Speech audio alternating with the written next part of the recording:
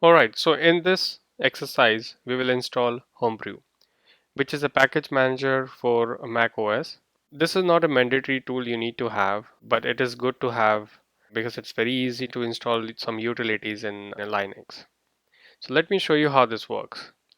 So let's open a terminal, okay? And in that terminal, we'll copy this command, which is to install Homebrew. We'll copy it here, okay? And we'll just run it. All right. So it will ask you password for your machine, and then it will download and install Homebrew. So let's give it a couple of minutes.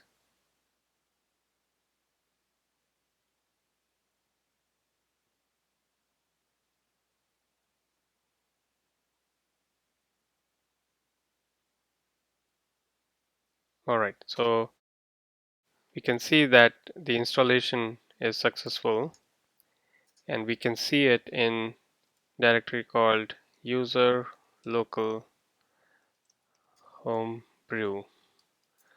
All right, so we got this tool installed, and we can also check by doing a which command like this. Just type which and brew, and it should show you the location of this binary file. So that's it. This is Homebrew, and we are ready to move on to the next lesson.